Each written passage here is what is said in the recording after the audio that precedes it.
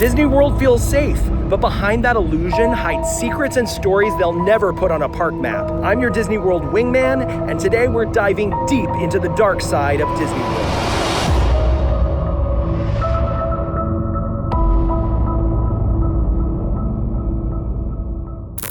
Number 1, Ashes to Ashes.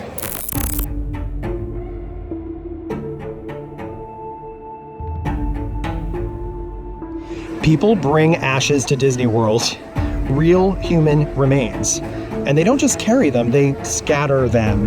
Most often right here inside the Haunted Mansion. It's so common, cast members have a nickname for it, Code Grandma. When it happens, the ride shuts down. Guests are evacuated, a special team shows up in hazmat suits with vacuums, not out of respect, out of necessity, because when you drop remains into a dark ride track, you're not making a tribute, you're creating a biohazard, and Disney treats it just that way. My Uncle Graham, who was a longtime cast member in Disneyland, said that there are cameras everywhere in the Haunted Mansion where this happens the most, and on their infrared cameras, cast members would suddenly see what looked like a puff of smoke coming up from the Doom buggy, and that was their cue to shut down the ride and call in the hazmat unit. Then the ashes get sucked up, dumped in a trash bag, and sent off to a backstage compactor. That happens in Disneyland and Disney World. That's the real ending. That's where your loved one goes. Talk about an unhappy ending. Yet it keeps happening. Haunted Mansion is the main target, but not the only one.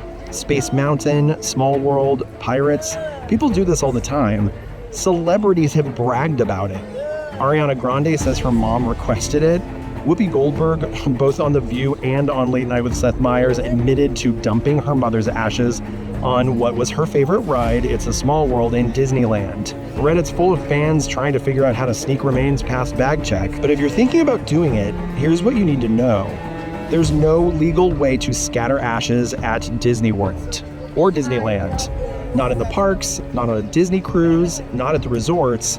I researched to see if any remotely Disney-adjacent ash scattering services exist in the Orlando area, and the only real option is to find a private property owner who's willing to let you scatter ashes on their land. And good luck finding that near Disney property. You'd have to go out of your way to locate someone, get legal sign-off, and coordinate the entire process.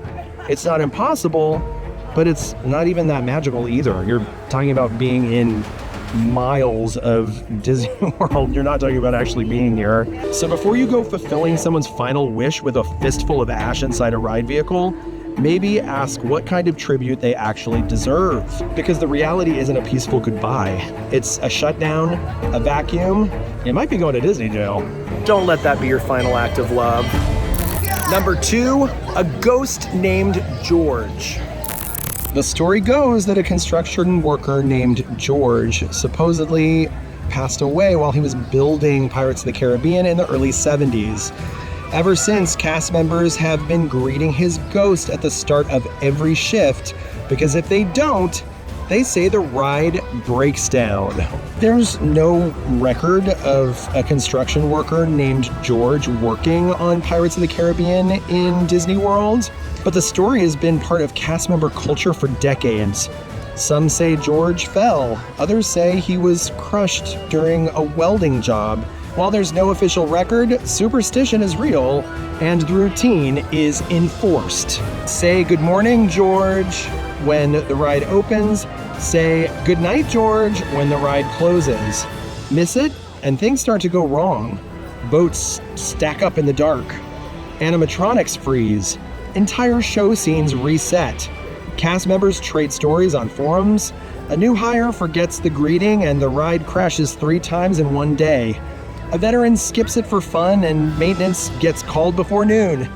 It's not proof, but nobody wants to test it twice. George doesn't have a plaque. There's no memorial.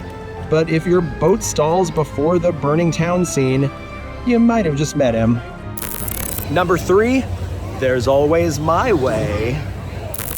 The Haunted Mansion's stretching room, one of the most iconic pre-show moments, starts innocently. You're not in your dune buggy yet, just standing in a room with no windows and no doors. the ghost host's voice echoing in your ears. It's kind of playful until the lights flash and you catch a glimpse of a skeleton hanging from the ceiling.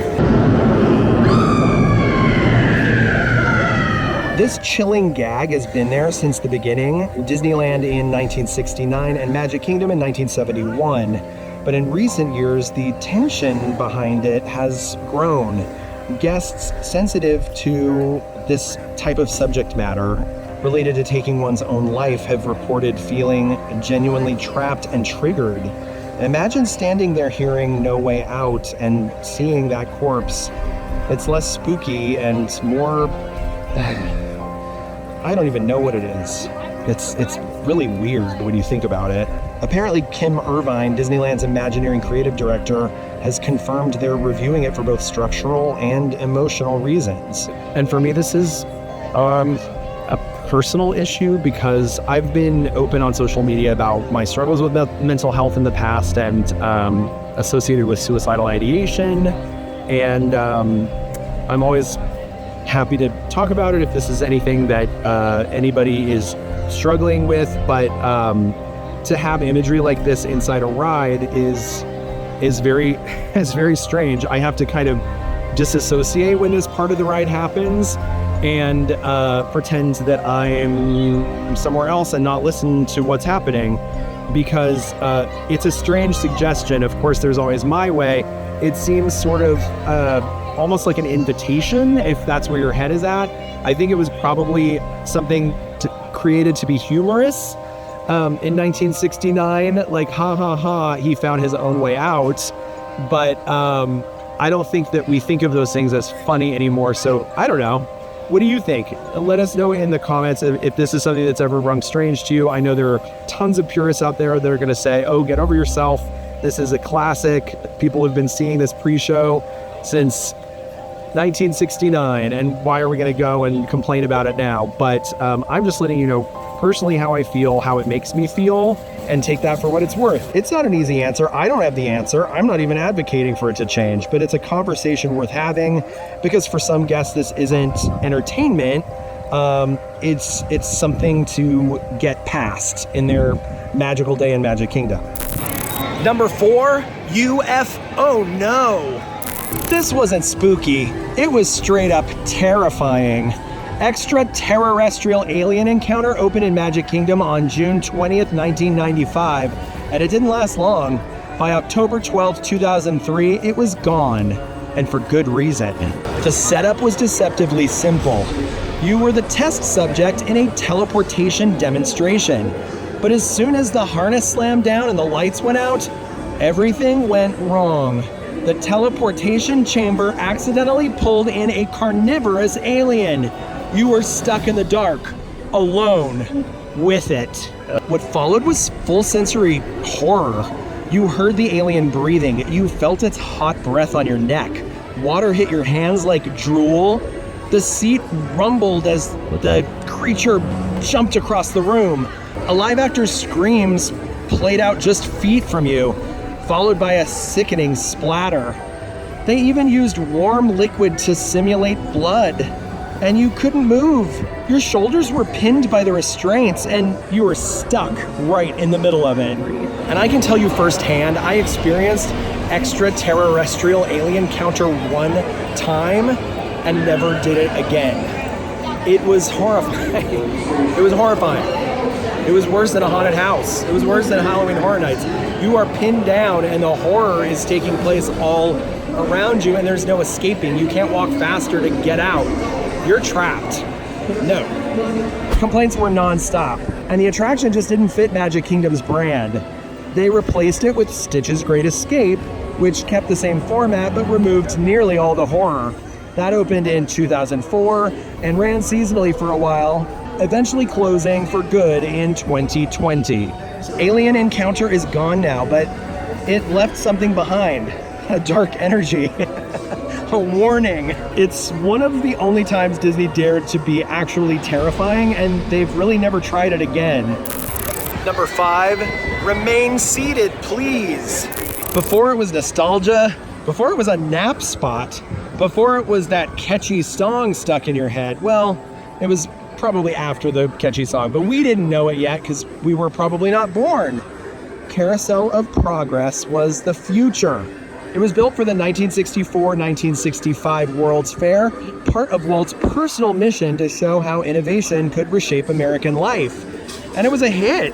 Guests sat in a theater that rotated around stage scenes, watching one family experience a century's worth of technological upgrades. After the fair, it moved to Disneyland in 1967, then to Walt Disney World in 1975, where it still runs today, right here in Tomorrowland. But Disneyland didn't leave the theater empty. In 1974, they installed a new show, America Sings. Same rotating setup, different theme. This time, it was a musical journey through the history of American music, narrated by singing animals. It's mostly remembered now for two things: the recycled animatronics that later showed up in Splash Mountain, and an accident that happened that led to major design changes on the inside of the theater. Good afternoon, everyone, and welcome to Walt Disney's Carousel of Progress.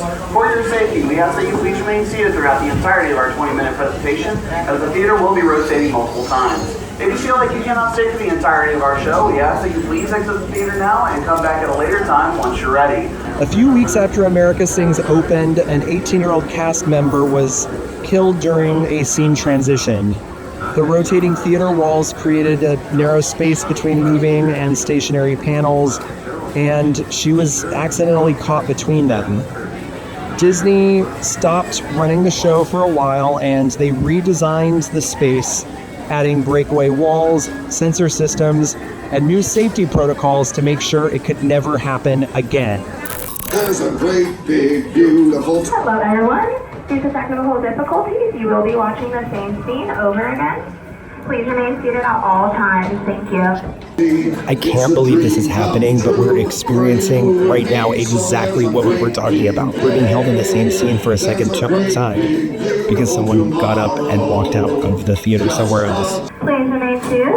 The carousel will begin moving in about 3 minutes. Your ride will begin moving in about a minute. Please remain seated at all times to prevent further delays. Thank you for your patience once again. Your ride will begin moving in about 30 seconds. Begin moving immediately. Thank you for your patience. Today, if a guest stands up or exits early, motion sensors immediately trigger a full platform shutdown. The show freezes wherever it is. If it's in the middle of a show like we just experienced, a cast member will come up on the loudspeaker and announce that we'll be sitting and seeing the same scene a second time. I've been in a theater and watched the same scene 3 times, and then in a subsequent scene had to watch it twice. It's sort of a domino effect. When an audience is asked to sit and watch this show twice, one of these scenes, it is more likely that people will get antsy and decide to stand up themselves and walk out. When you've got all of these theaters playing simultaneously, the odds of someone getting up and deciding that they want to move on and ride Space Mountain or something else, you have this problem where it snowballs and you might be sitting watching scenes over and over again. Every theater is being monitored by a cast member who is there to stop the rotation of the seating if they have to. This is for our safety, and they are watching us like a hawk. Go ahead and listen to the cast member when they say at the top of the show, this is a 20-minute show. If you can't sit for 20 minutes, go ahead and leave now. If you feel like your family's incapable of sitting and watching this show for 20 minutes, skip it. No one's telling you you have to watch it. But if you do sit down and enjoy it, go ahead and hang out with the rest of us for the long haul because it's a great show. It's part of Disney Parks history, a huge part of Disney Parks history, probably Walt Disney's favorite attraction, and it totally holds up to this day and is completely worth your time, your 20 minutes here in Magic Kingdom. Number 6, Crocs of Something. Guests have gotten their Crocs caught in Walt Disney World escalators. It's happened multiple times, and some of the injuries have been serious. Soft foam clogs can fold under and slide into the edge of the escalator step, pulling the shoe and the foot down into the mechanism. From 2006 to 2008, the U.S. Consumer Product Safety Commission documented 77 escalator entrapment cases involving Croc-style shoes. Over half resulted in injury. In Japan, more than 60 similar incidents were reported in just 5 months, prompting safety investigations and product warnings. In Disney World, this isn't hypothetical. Crocs have been seen visibly lodged in escalators at Epcot's Land Pavilion and in Disney Springs. Disney Food Blog has documented multiple shutdowns, including at least 3 separate closures of the same Epcot escalator due to Crocs being jammed in the track. And if you were wondering, this is the exact escalator here inside the Land Pavilion in question. Now, there have been updates to some of the shoe models, but the problem has even persisted after that. So you never know, you might still find an escalator shut down in Walt Disney World and see one of those Crocs sticking out of it as a reminder to be very careful when wearing this footwear in Disney World or on any escalator. I'd like to add my own anecdote that I wore my Crocs to Epcot one day on a rainy day because I thought they were genius footwear to wear in a rainstorm. They're rubber, there are holes so the water goes in and then it splashes out and they dry quickly, right? All of this sounded perfect except for the fact that my Crocs on some of the ground surfaces around Epcot became so slippery that I was literally taking a step and scooting forward without taking another step. I was like ice skating basically on the wet surface in my Crocs, and I almost fell. I never went to the ground, but I was almost falling all day. We have staff members who've had families that have worn Crocs on rainy days that have fallen, that have gotten some injuries by having done so, and this is something to be aware of. The Croc is not the perfect shoe for all weather, for all parks, for all terrain, and the rainy day in Epcot and the escalator anywhere in the world are no exception. Number 7, Forbidden Island. It's still there. We're looking right at it. If you look out across Bay Lake from Fort Wilderness or the Contemporary Resort or the TTC or even Magic Kingdom, you'll see it. A decaying island in plain view surrounded by water and overgrowth. That's Discovery Island, a former wildlife attraction that's been abandoned since 1999. It was once part of Disney's original expansion plan. Discovery Island opened in 1974 as a walk-through nature preserve. Guests took a boat to the island and spent the day exploring tropical birds, tortoises, and other exhibits. But over time, the animals were relocated to Animal Kingdom, and the island quietly shut down. What's disturbing isn't just that it's abandoned, it's how thoroughly Disney has sealed it off. The infrastructure is still there. Ruined aviaries, cracked pathways, collapsed buildings overtaken by vines. Nature has reclaimed it, but it's unmistakably Disney under the rot. And you better not think of stepping foot on it. Disney strictly enforces trespassing laws on Discovery Island. In 2020, a man was arrested after camping there overnight. He told authorities it felt like a tropical paradise. Security didn't agree. He was charged with trespassing and banned from Disney property. Urban explorers have posted photos and videos online showing what's left. Labs with preserved specimen jars, old signage, rusted cages. Disney's never acknowledged these leaks, but they know it's happening. Patrol boats still scan the island's perimeter. Motion detectors are rumored to be in place all over the island. This isn't just an abandoned attraction, it's a locked down zone. Still owned, still monitored, and still sitting in full view of guests quietly decaying in the middle of Walt Disney World. Number 8, Ghost Train. On July 5th, 2009, Monorail Pink was directed to reverse onto a track switch that hadn't been properly aligned, causing it to back into stationary Monorail Purple at the Transportation and Ticket Center. The collision resulted in the death of a 21-year-old pilot and injuries to 7 others, making the only fatal incident in the system's 38-year history. The NTSB investigation concluded the root cause was human error. The switch hadn't been confirmed, and staff left the control tower during a critical operation. OSHA imposed a $35,000 fine for procedural lapses, and then Disney responded by retiring both the pink and the purple trains and building Monorail Teal from salvaged parts of both, which entered service in November 2009 as a somber tribute. Many of the safety protocols were overhauled. Guests were now banned from the operator cabins. That's the very front of the car, which used to be so fun to be selected to sit up there and watch from the very front. I got to do that with my Uncle Graham. I know I talk about him a lot, but most of my Disney memories are with him. Rear spotters became mandatory during any reverse movement. Visual confirmations and new software safeguards were added for switch alignment. The cast member, whose name is Austin, was remembered by family and friends and fellow cast members as someone passionate about his role and deeply engaged with guests. It was reported on the local news that friends flooded Facebook with pictures and words of sympathy, noting Austin passed away doing what he loved. No cast member has passed away on the monorail system since. But every time Teal glides through a station, I think about Austin. Number 9, Ghost Plane. Just past the Ticket and Transportation Center, if you know where to look, there's a long stretch of cracked pavement hiding between backstage roads and trees. It's a runway, not a fake one, an actual landing strip that used to receive planes. This was Lake Buena Vista Stollport, also known as Walt Disney World Airport. It opened in 1971, the same year Magic Kingdom did. It was built for short takeoff and landing aircraft, small commuter flights that could shuttle guests directly from Tampa or Orlando Executive Airport to Walt Disney World. Disney poured the concrete and gave the airport its own code, DWS. The runway was only about 2,000 feet long, too short for commercial jets, but just enough for twin otter planes and small charters. It opened for barely a year. The idea was abandoned by 1972. Some blame FAA regulations, others point to lack of demand or the expanding monorail system making low-altitude flights unsafe. Then came the part most people don't believe, the singing runway.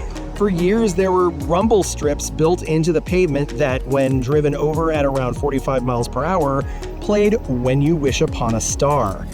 This wasn't a myth. This was very real. The grooves were designed like a musical road, carefully spaced to create pitch through vibration. That audio feature was removed in 2008, but people still talk about it, and some cast members remember hearing it during transport runs. Today, the runway is closed to aircraft and officially off limits, but it's not demolished. Disney uses the space for storage, transportation training, and cast vehicle overflow. The markings are faded, but still there. You can spot it on satellite maps. You can glimpse it from the monorail, but you won't find a plaque or a sign or a mention on any of the Disney materials. Number 10, Hotheaded Dragon. On May 11th, 2018, during the Festival of Fantasy Parade, the Maleficent Dragon float caught fire in front of guests near Liberty Square. The intended flame effect malfunctioned, setting the dragon's head ablaze. Viewers recorded the moment. Cast members extinguished the fire quickly and no injuries were reported. Disney immediately pulled the Dragon float from the parade lineup, both the Disney World version and counterparts worldwide, out of an abundance of caution following similar incidents. The float returned in early 2019, complete with enhanced safety features to keep her in check. Safety systems were retooled to allow fire to be shut down from outside the float. Fuel systems, flame triggers, and electrical components were rebuilt with improved containment and automatic shutoffs, reducing the risk of loose flames. Emergency protocols added backup access points and protective barriers to safeguard performers and bystanders in case of future malfunctions. By May 2023, after a separate fire incident in Disneyland's Fantasmic, Disney again suspended the fire effect in Orlando, but reports confirm the Dragon returned with upgrades, and no further fires have happened since. This wasn't part of the show, it was a malfunction, a live fire, and Disney treated it like the emergency it was, and eventually got the show back on the road. Number 11, Coolheaded Visionary. No Disney rumor has been more persistent or more bizarre than this one. The idea that Walt Disney's head is cryogenically frozen after his death, and it's become full-blown modern folklore. Some people say it's just his head, but others say his whole body is buried underneath Pirates of the Caribbean and Disneyland. Some say he's waiting to be revived when the time is right. A lot of people think he's hidden under Sleeping Beauty Castle in Disneyland. None of this is true. Walt Disney died of circulatory collapse caused by lung cancer on December 15th, 1966. He was cremated 2 days later, and his ashes were interred at Forest Lawn Memorial Park in Glendale, California, where his family still maintains a private plot. That's the real documented ending of his story. So where did this folklore come from? The earliest mention came from a tabloid story in the late 1960s, claiming without any evidence that Walt Disney's body has been preserved in a secret cryogenic chamber in Burbank.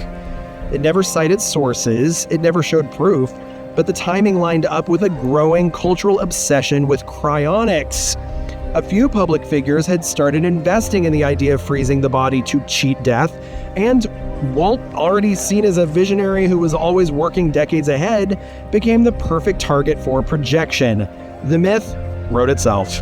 Still, the story lingers. Some guests even ask cast members if it's real, not always because they believe it, but because the idea that Walt is still down there somewhere, watching over it all from below, feels like something Disney would do. It's poetic. It's eerie. It's kind of on brand, but ultimately it's fiction, which is also on brand. Number 12, Pop Panic. At around 10 p.m. on August 29th, 2024, just after the Happily Ever After fireworks, a physical altercation broke out near the Magic Kingdom monorail station. In the middle of the chaos, a balloon popped, loud, and dozens of guests thought it was gunfire. Within seconds, panic spread. People ran, parents grabbed children and ducked into stores, strollers and carts were left behind. Some later found overturned outside the Emporium.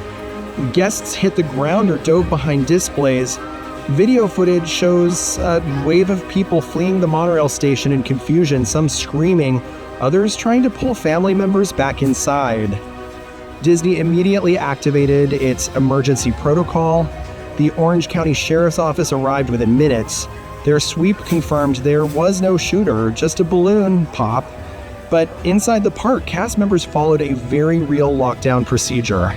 Retail locations on Main Street and elsewhere were locked from the inside. Guests were instructed to crouch behind shelves and stay away from doors. Cast members barricaded exits and calmly asked people to remain hidden until they received clearance. Some guests were held inside for up to 30 minutes before being escorted out in small groups using ferries and buses to reduce congestion at the monorail station. Disney released a statement afterwards thanking law enforcement and confirming that the park resumed normal closing operations once the all-clear was given. For many, it was a traumatic experience triggered by something as simple as a loud pop. No one was hurt, no arrests were made, but that night made one thing clear. Even in a place built on safety and illusion, it only takes a second for everything to unravel. But if it does, Disney's ready. Number 13, Shark Bait. At the far edge of Typhoon Lagoon used to sit one of the most surreal and quietly reckless attractions Disney ever offered, Shark Reef. A saltwater snorkeling tank stocked with real tropical fish, stingrays, and live sharks. Not behind glass or a cage, you were in the water with them. Guests could snorkel across the surface as bonnethead and leopard sharks swam below. There was no waiver or certification, just a short orientation, a loaned snorkel set, and you were in the tank with the sharks. The most amazing thing is that this was included with park admission. There was no additional fee for this experience, and children as young as 10 could snorkel alone. There was no minimum age as long as a parent accompanied them. There were no lifeguards in the water, only platform monitors. The tank was kept really cold to preserve marine life, about 68 degrees, and you were required to keep moving in a straight line. No stopping, no splashing, no exceptions. Looking back, it's staggering this was even allowed. This wasn't some backstage upcharge or a certified dive program. This was a free-for-all snorkeling experience inside a Disney water park open to the public, including children, with live sharks in the tank with you. Shark Reef shut down in 2016. Officially, it was a mix of operating cost and Disney's desire to create something more broadly appealing. But the closure came just months after the tragic death of a young boy at Disney's Grand Floridian Resort, killed by an alligator near the beach. Disney has never said the two events were connected, but the timeline seems to at least suggest they might be related. Shark Reef disappeared as Disney reevaluated risk across the entire property, shutting down all of the water access around Bay Lake and Seven Seas Lagoon. The tank was eventually filled in and replaced with a family raft ride called Misadventure Falls, as well as a dry seating area. The marine life was quietly relocated, and the snorkeling experience never returned. It has been erased now, but if you did it, you remember the sound of your teeth in the snorkel, the freezing salt water pulling at your body, and the flicker of something dark passing underneath. It was bizarre and almost too impossible to believe. And here we are on the burial ground of the shark experience itself. This whole sandy beach area used to be water, and you would enter from over here. There's a waterfall that sometimes has been turned on since the post-pandemic times. It's not on right now, maybe because it was raining, but this is the very area right here where you would be swimming, and below you, those shadowy figures of danger lurking beneath. No age limit. Snorkel by yourself, ages 10 and up. Wild to think. This right here is a relic of the experience. Too dangerous sounding to believe. If you made it to the end, go ahead and put this password into the comments below. And while you're down there, hit like and subscribe, and maybe turn on notifications so you'll be the first to know when myself or one of my friends puts out a brand new video. Thanks for watching. See you next time.